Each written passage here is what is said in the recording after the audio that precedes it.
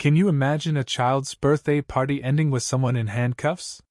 That's exactly what happened last Saturday at Lake Vyew Park, when my daughter Lily's 10th birthday celebration turned into a showdown with the most infamous HOA president in our neighborhood, Margaret Steele.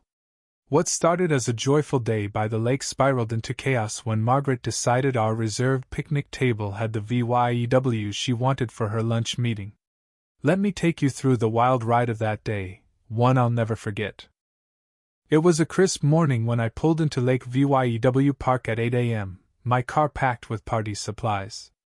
I had our reservation permit in hand, officially booked through the city for the prime lakeside table shaded by towering oaks, with a perfect VYEW of the water. My wife, Sarah, and I spent nearly an hour transforming the spot into a birthday wonderland. We tied bright balloons to the posts, hung a "Happy 10th Birthday, Lily" banner, and taped our permit to the table, clearly stating, "Thompson family, 11 a.m. to 3 p.m. By 11:30, the party was in full swing. 15 kids were laughing, playing lawn games, while parents chatted over sandwiches and lemonade. Lily was glowing, showing off her new astronomy kit to her friends, her eyes sparkling with excitement. Then I saw her Margaret Steele, striding across the park like she owned it.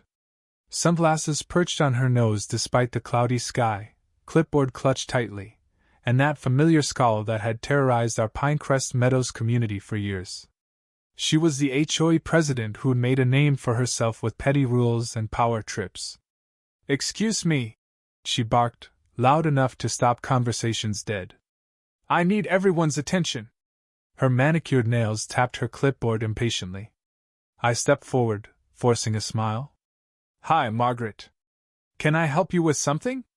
She looked at me like I tracked mud on her pristine porch.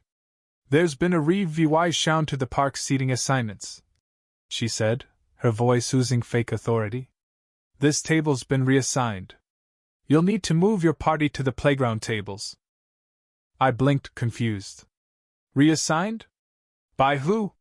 We have a permit right here." I pointed to the document taped to the table.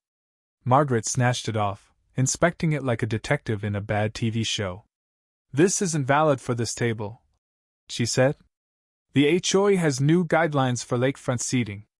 You must have missed the email." Sarah joined us, her brow furrowed. "What's going on?" she asked.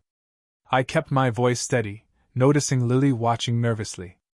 "Apparently there's some mix-up with our reservation." Margaret sighed like we were wasting her time. "No mix-up. The rules have changed. This table's got the premium Lake VYEW, reserved for senior HOA members during peak hours." She waved at a woman approaching with takeout bags, her friend Linda, a known sidekick from the neighborhood.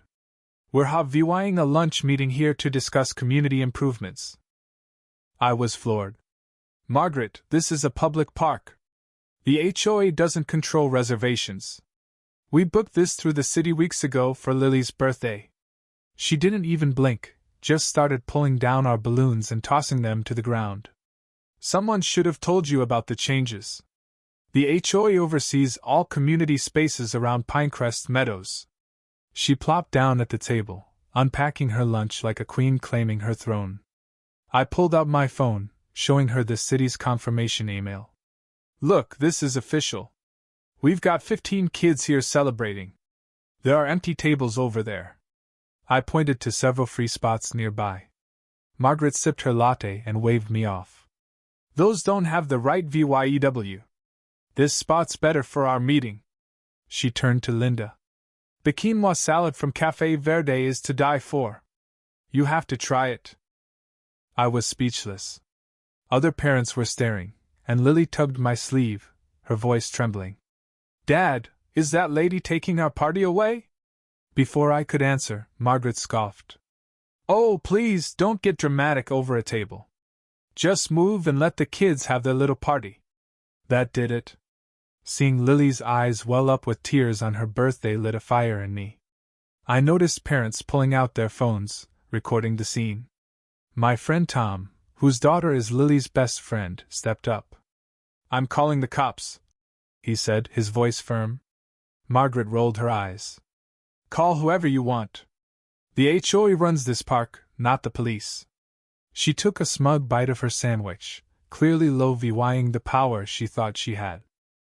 While Tom made the call, I gathered the kids for a game of tag to keep them distracted. Sarah hugged Lily, whispering that everything would be okay. About 20 minutes later, 2 officers arrived, Officer Daniels and Officer Lopez. Margaret's attitude flipped like a switch. She stood, flashing a sugary smile. "Officers, thank you for coming. I'm Margaret Steele, Pinecrest Meadows HOA president. Let me clear up this misunderstanding." Officer Daniels, a tall guy with a calm demeanor, nodded. "We got a call about a dispute over a reserved table.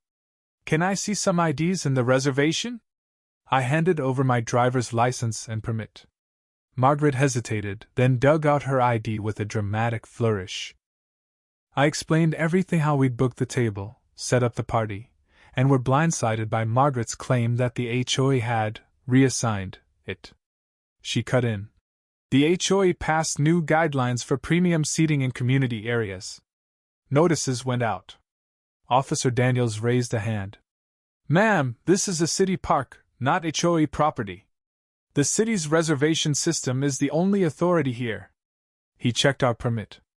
"This is valid. The Thompson family has exclusive use of this table." Margaret's smile faltered. "Well, there's been some jurisdictional confusion. The HOA board voted to extend our oversight to all spaces used by Pinecrest residents." She waved a document from her clipboard. "I have the meeting minutes here." Officer Lopez, sharp and no-nonsense, stepped in. "Ms. Steele, HOA authority ends at your development's boundaries. City parks are public, managed by the Parks Department." A parent who'd been recording approached. "I've got video of her ripping down the decorations and making the birthday girl cry," she said, holding up her phone. Officer Daniels watched the footage, his expression hardening. Margaret stammered. "I didn't see any decorations.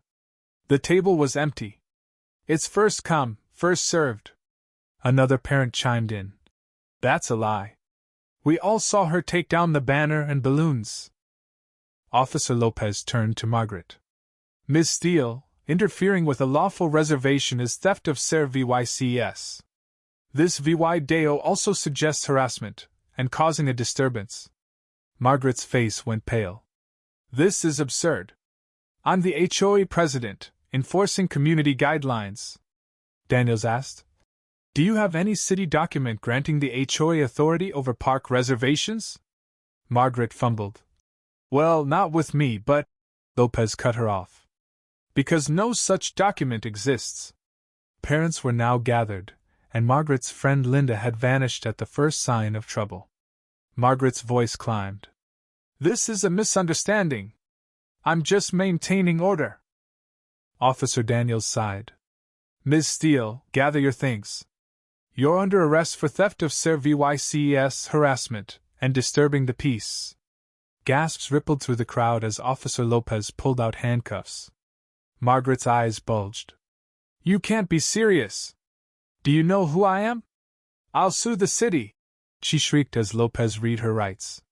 Her protests echoed as they led her to the cruiser, her face red with fury. Daniels turned to us, softening as he spoke to Lily. "I'm sorry your party got disrupted. Your reservation's good.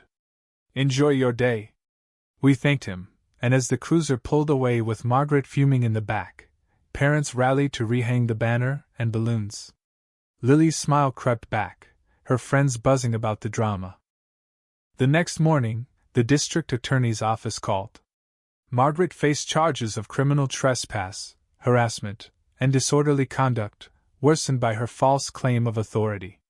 She was looking at 90 days in jail, and due law $3,000 in fines. 2 days later, the story hit local news. The video had gone viral, exposing Margaret's years of inventing HOA powers. The Pinecrest Meadows board held an emergency meeting, voting her out as president and issuing a statement denying any authority over public parks. At her hearing, the judge handed down 60 days in jail, suspended, 1-year probation, a due law $1,000 fine, and 200 hours of community service at city parks. She was also banned from HOA boards for 5 years. Margaret sobbed in court, wailing about her ruined reputation, but the judge didn't budge. That day at Lake Vyew Park, we learned a hard lesson about standing up to entitled bullies. Margaret thought she could steamroll a child's birthday, but the community and the law proved her wrong. Lily's party ended with laughter and cake, but the story of Margaret's arrest? That's one we'll be telling for years.